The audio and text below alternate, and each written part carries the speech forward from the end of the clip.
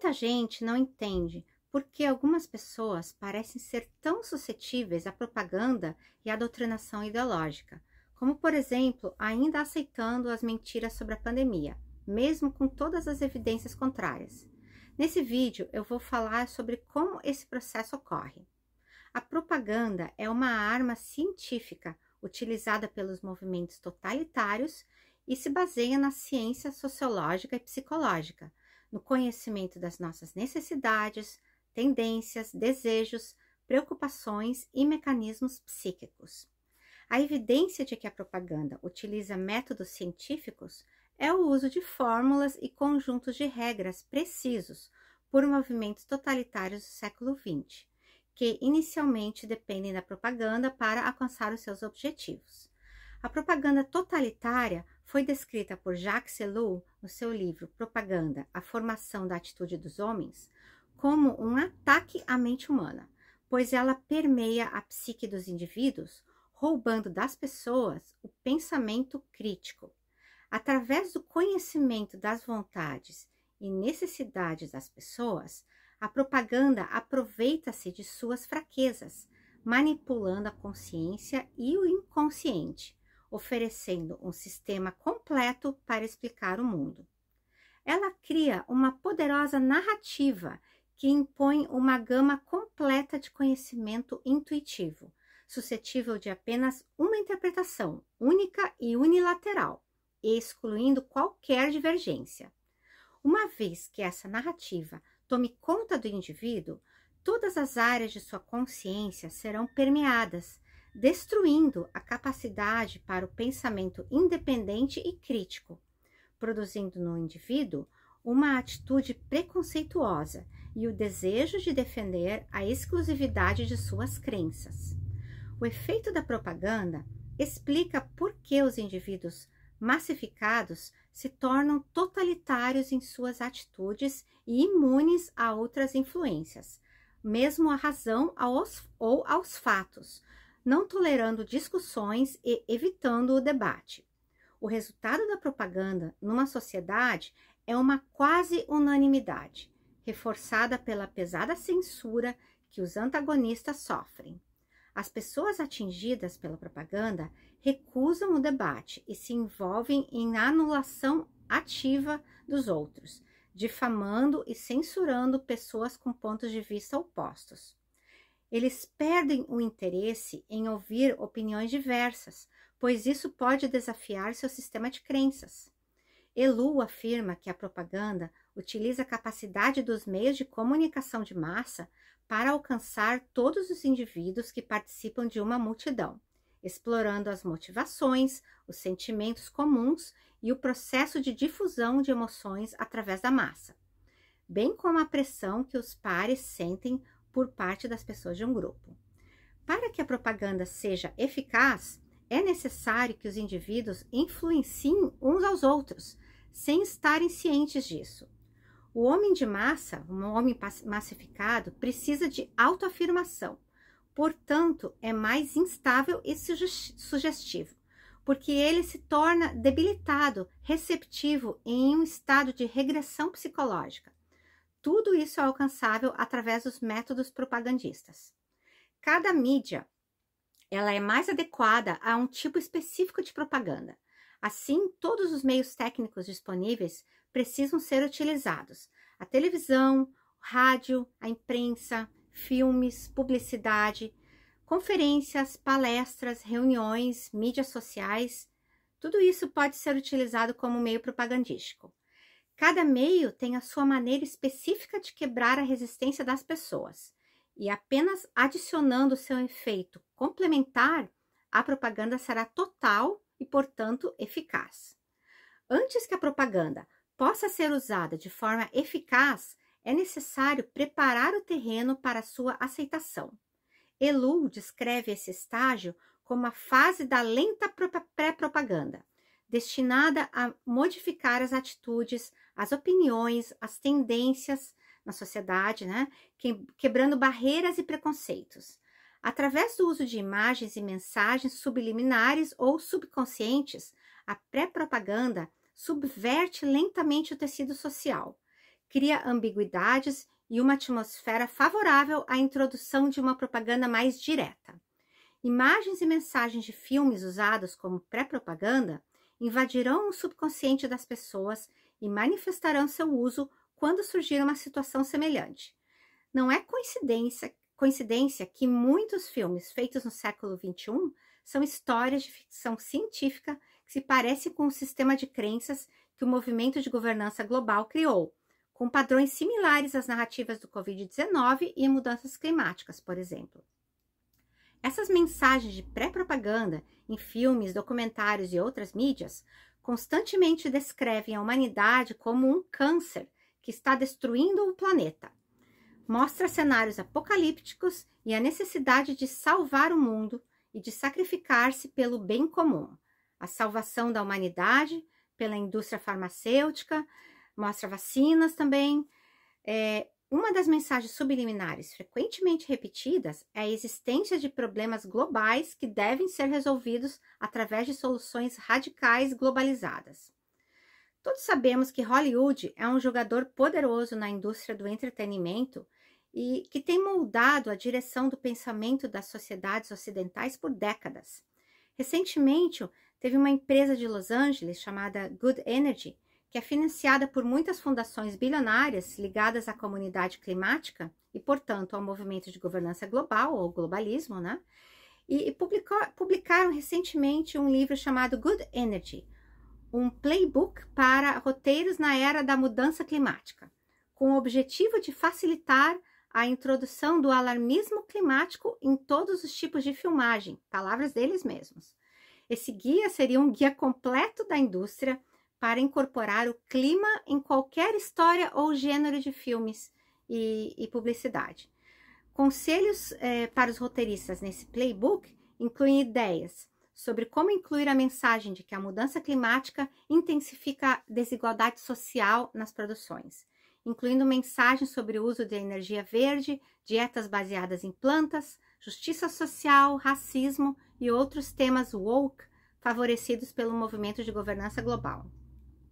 Bom, o termo woke é geralmente utilizado no contexto progressista de justiça racial e social, questionamentos sobre paradigmas e normas opressoras impostas pela sociedade ocidental.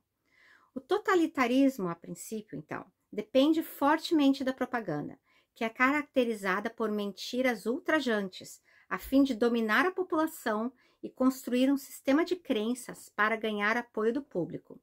Isso acontece na fase inicial, com pessoas que vivem em um mundo não totalitário, onde o público ainda não está isolado de outras fontes de informação e ainda existe um governo constitucional com relativa liberdade de expressão. Uma vez que o movimento totalitário obtém o controle, ele substitui a propaganda pela doutrinação, mantendo a população subjugada através de um regime de terror e doutrinação. Tanto o nazismo como o stalinismo doutrinaram crianças desde muito jovens, através do sistema educacional, que foi transformado numa escola de sua ideologia. Todo o sistema educacional é utilizado, portanto, nos esforços da propaganda, que objetiva estabelecer um consenso em torno da ideologia totalitária. A educação, então, ela é pervertida para encaixar em um molde limitado de ensino, em que críticas não são admitidas e os questionamentos são restringidos, que é exatamente o que a gente vê hoje, né? O sistema acadêmico ocidental seguiu esse caminho nos últimos anos, com a política de identidade woke e a ideologia crítica racial, dominando os espaços educacionais e culturais, enquanto a narrativa da mudança climática tomou conta dos campos científicos. O movimento de governança global pretende operar uma reinicialização cultural completa das nossas sociedades, usando o sistema educacional e sua máquina de propaganda para implementar a teoria crítica das raças, que é uma ideologia marxista que incentiva a divisão e o ódio na sociedade. Ela presume que a raça é a maneira primordial de identificar e analisar as pessoas, declarando que a sociedade é dominada por uma cultura branca, em que o racismo sistêmico, estrutural e institucional, supostamente, cria uma hierarquia racial, com os brancos no topo e os negros na base. De acordo com Levin, a teoria crítica da raça promove uma visão marxista da sociedade, dividindo-a entre opressores e oprimidos, que é o que geralmente o marxismo sempre se encarrega de fazer. Criar essa divisão entre opressor e oprimido, né? O ativismo nas escolas, nas universidades e outras instituições recruta e doutrina os chamados oprimidos ou as minorias para a vitimização.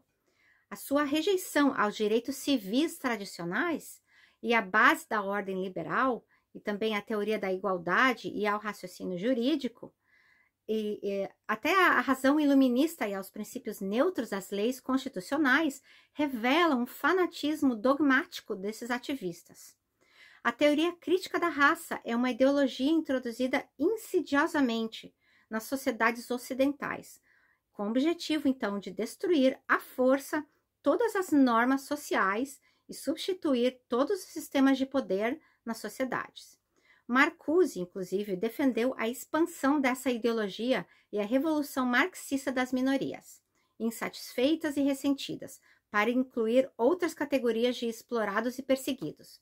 Então, a longa lista contemplava a discriminação baseada não somente em raça, mas em etnia, em gênero, em orientação sexual, em situação econômica e uma variedade de outras características, qualidades, preferências e circunstâncias humanas.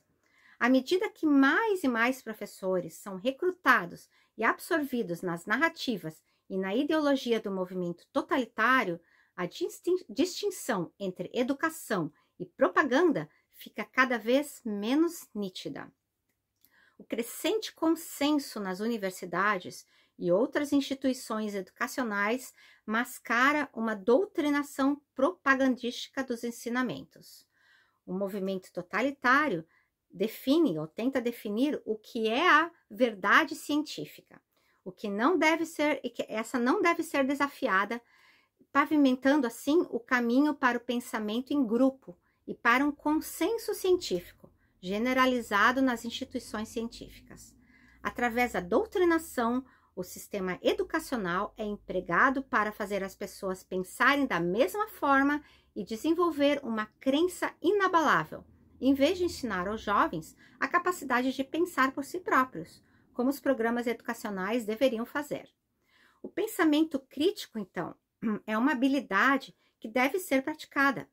Contudo, através do domínio da narrativa e de falsos consensos, através da pré-propaganda nas mídias e da doutrinação dos jovens nas escolas e universidades, o movimento totalitário garante que o pensamento crítico não seja estimulado, mas sim proibido e punido em nossas sociedades. A doutrinação e a propaganda, concebidas pelo movimento de governança global, que é o globalismo, foram bem-sucedidas, como podemos ver. E ficou evidente durante a pandemia de Covid-19, quando ocorreu um fenômeno estranho em nossas sociedades.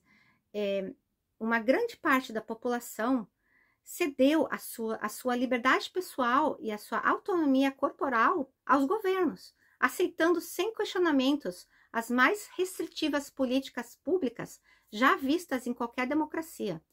Alguns indivíduos até argumentaram que políticas mais restritivas deveriam ter sido implementadas mais cedo.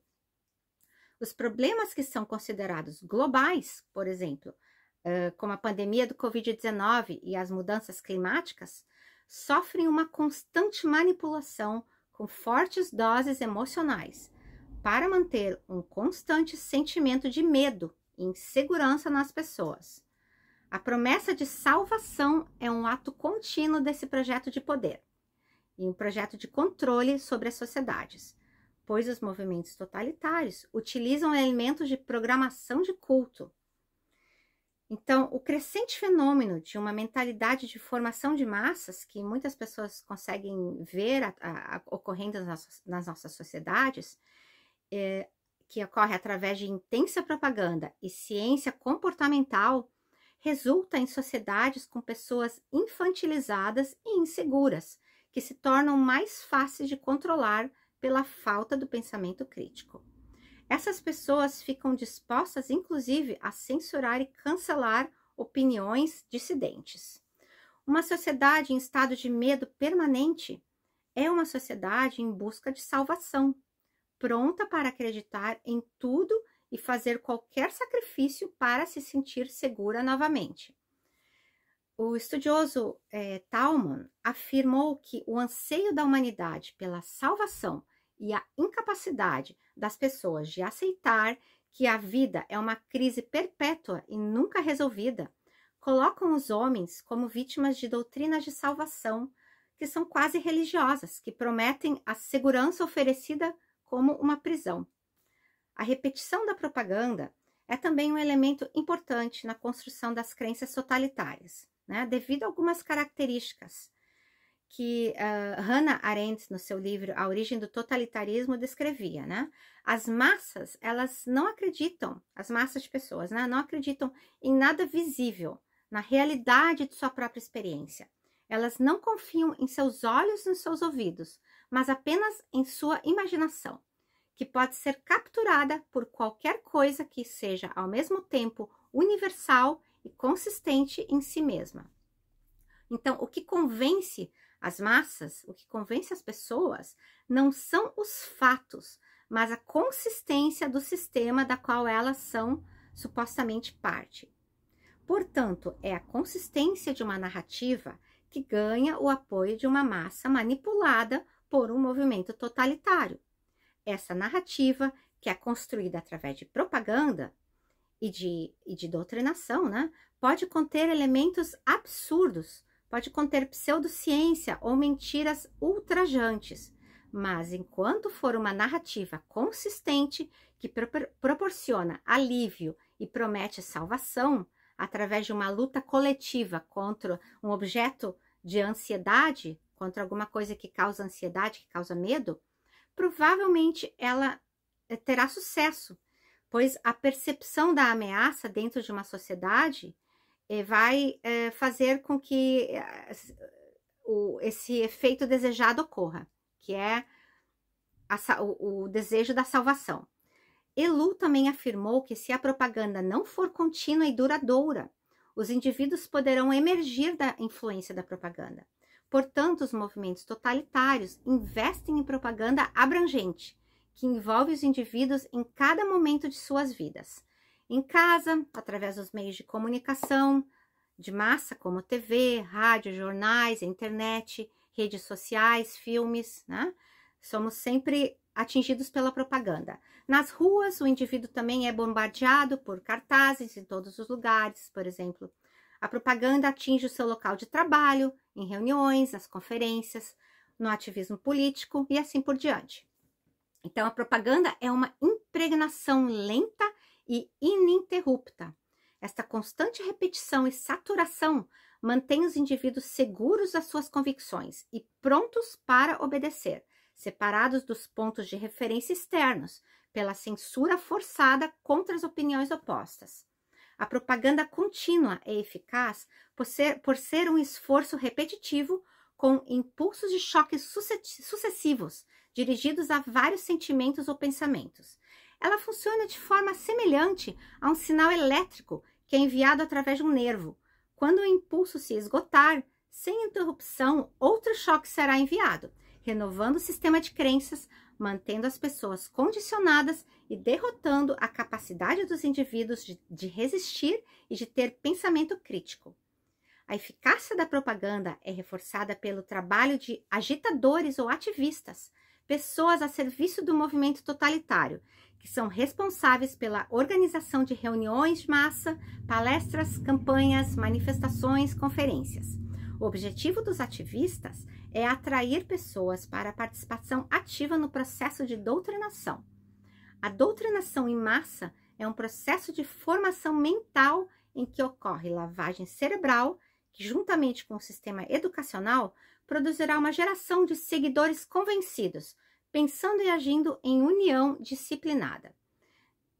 Podemos também perceber sinais de totalitarismo e formação de massas na forma como a pandemia do Covid-19 foi tratada pelos tecnocratas, em que as deficiências científicas, com pesquisas de baixa qualidade, houve também o desprezo radical pelos fatos, a crença cega do público, a intensa propaganda assustadora dos meios de comunicação social e dos governos.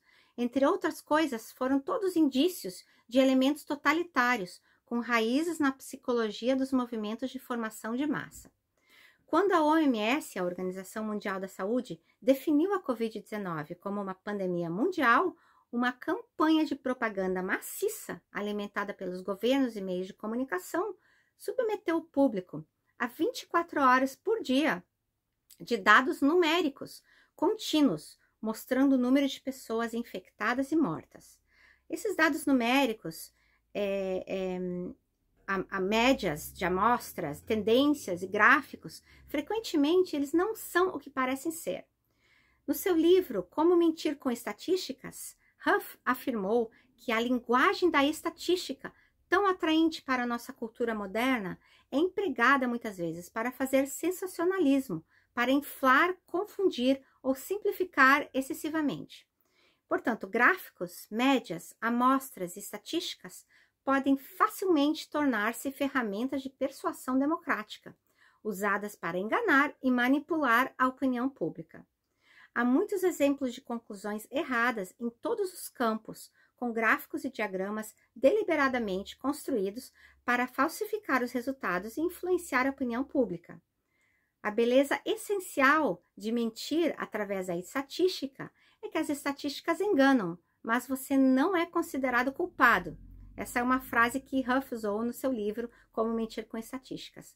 Portanto, através do uso de estatísticas, você pode facilmente manipular os dados de acordo com a sua interpretação e objetivos, mas não há responsabilização pelas suas ações, porque foi previsto, etc. Então, depois não há uma responsabilização, né? Então, a cobertura da mídia da pandemia do Covid-19 falhou em aderir aos padrões de imparcialidade e exposição da verdade no jornalismo, com notícias tendenciosas que repetiam implacavelmente uma incessante carga de desgraças, de notícias ruins, carregadas de emoção que não tinham contexto e rigor nenhum. Assim que as primeiras mortes do Covid-19 foram relatadas na China, fotos e vídeos foram publicados nos jornais e viralizaram nas mídias sociais, descrevendo cenas apocalípticas assustadoras, com cidadãos colapsados nas ruas da China. Embora essas imagens pareçam falsas para muitos, pareciam na época também, né? Já na época parecia. Elas não foram devidamente verificadas por esses jornalistas, antes de serem apresentadas como factuais, como fato. Então, juntamente com as manchetes distópicas dos jornais, que assustavam com o uso das palavras como zumbi, vírus assassino e apocalipse, esses vídeos falsos imprimiram medo e espalharam desinformação e ajudaram a definir o clima e a conformidade para os lockdowns. Foram o primeiro passo, digamos, da propaganda totalitária. Os padrões do jornalismo ético durante a Covid-19 foram jogados no lixo, basicamente. Essas práticas ocorreram também dentro dos governos, que admitidamente usaram táticas comportamentais e psicológicas antiéticas, destinadas a aumentar a percepção da ameaça do Covid-19 entre a população. Por exemplo, membros do SPIB do Reino Unido confessaram em entrevistas anônimas que o governo estava usando métodos totalitários. Houve discussões sobre o medo sendo necessário para incentivar a conformidade e decisões foram tomadas sobre como aumentar o medo. Então, o governo do Reino Unido decididamente usou propaganda utilizando esse método para influenciar a opinião pública, né? Então, a forma como o medo foi usado foi distópica. E, portanto, o governo agiu de uma maneira totalitária em relação à propaganda durante o Covid, né? Os governos e a mídia também usaram psicologia de guerra durante a pandemia. A guerra exige, obviamente, que as populações sejam resilientes, que façam sacrifícios e que obedeçam aos seus líderes, como soldados que obedecem a uma cadeia de comando militar. Então, as medidas rigorosas de controle propostas pelos governos tecnocratas como uma solução para a pandemia, no que eles chamavam de guerra contra o vírus, exigiram um extremo sacrifício do público, e a mensagem difundida pelos meios de comunicação social era que essas medidas eram para o bem comum. A contagem diária das vítimas nos lembrou do sacrifício, manteve o medo presente e nos treinaram para a obediência. O medo funciona muito bem em termos de guerra, funciona melhor ainda em tempos de guerra. O resultado, então, dessa incessante manipulação psicológica é uma população doutrinada, que já não consegue distinguir entre o verdadeiro e o falso, entre o fato e a ficção. As pessoas com estresse e pânico podem sentir alívio em viver sob regras e controle autoritário, pois isso faz com que elas se sintam mais seguras e remove o fardo da responsabilidade dos seus ombros, até o fardo da decisão. Então, a importância da linguagem e da comunicação no nosso mundo digitalmente interativo não pode ser ignorada. Desinformação na forma de mentiras ou informações falsas tem a intenção de manipular narrativas. Os meios de comunicação estão no centro de uma cadeia de desinformação, moldando seu discurso para suas próprias opiniões políticas e vantagens econômicas, tentando impor opiniões ideológicas com as quais estão engajados. A desinformação visa alimentar queixas, sejam elas fundadas ou não, manter privilégios também e empregar uma polarização negativa. Nessa cadeia de desinformação, há agentes ou autoridades cognitivas que disseminam desinformações continuamente. Toda desinformação que é disseminada por um desses agentes da cadeia é ecoada pelos outros agentes, e a repetição dessa desinformação entre esses transmissores reforça e consolida a narrativa e as falsidades, tornando difícil para os destinatários ou público rejeitar quase um consenso que tem sido continuamente repetido através de várias fontes diferentes. Então, este é um dos mecanismos pelos quais as autoridades cognitivas manipulam a verdade e reescrevem a história de acordo com as suas próprias perspectivas, né? Então, o nazista Joseph Goebbels aparentemente disse que repita uma mentira com frequência suficiente e as pessoas acabarão por acreditá-la. Então, a verdade ilusória é um efeito que foi validado pela pesquisa psicológica. O efeito da verdade ilusória ocorre quando a repetição de uma afirmação aumenta a crença de que é verdade, mesmo quando a afirmação é realmente falsa. De acordo com uma revisão meta-analítica, o efeito pode persistir mesmo quando as fontes são percebidas como não confiáveis, e especialmente quando a fonte da mensagem é incerta.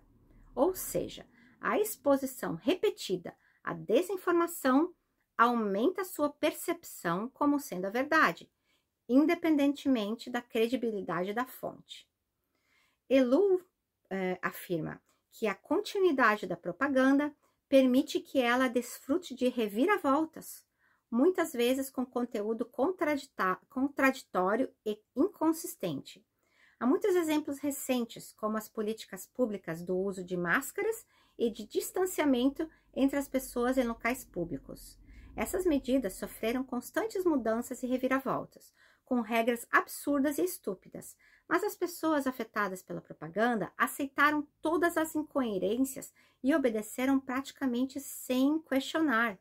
Outras razões são que, uma vez que os indivíduos estejam presos ao sistema de propaganda, mudanças bruscas na narrativa não vão influenciar a lealdade deles à narrativa.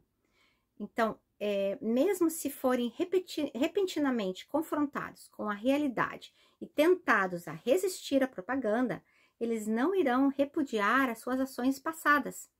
Da mesma forma, os indivíduos não levantarão uma forte resistência contra a propaganda, pois isso significaria desconectar-se do seu ambiente e das suas crenças, compartilhadas com os outros ao seu redor.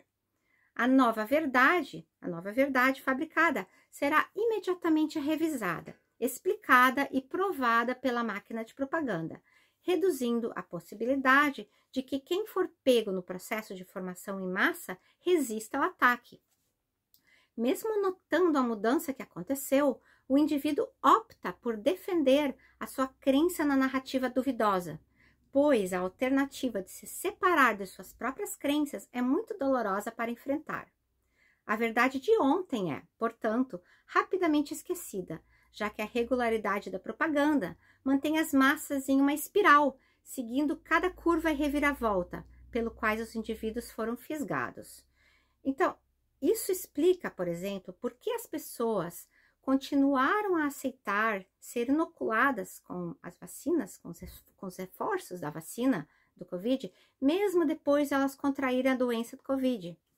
As evidências relativas à ineficácia das vacinas, que se via na mídia, em alguma mídia independente, né, e o ajuste da narrativa, não mudaram a opinião dos indivíduos envolvidos na propaganda, né? Essa narrativa foi ajustada e eles aceitaram continuar aceitando a propaganda. A promessa inicial era de que as vacinas evitariam que as pessoas contraíssem a doença, certo? Uma vez que a evidência mostrou que isso era uma impossibilidade, a narrativa ajustada foi que as pessoas vacinadas pegariam a doença, mas seus sintomas seriam mais leves, mais brandos. Não havia nenhuma evidência científica disso, mas a nova narrativa foi prontamente aceita por todos que já estavam controlados pela propaganda. Uma subversão ideológica é adquirida através da mudança de percepção da realidade das populações, até tal ponto que, mesmo com uma abundância de informações corretas, as pessoas não são mais capazes de separar a ficção da realidade. Uma vez que o processo de propaganda totalitária é bem sucedido, a exposição à verdade não surte efeito. Então, o processo de formação de massas em um sistema totalitário introduz o medo seguido da salvação, com a promessa de eliminar a ameaça futura prevista, criando então uma lógica que está em constante fluxo e tipicamente se torna cada vez mais absurda.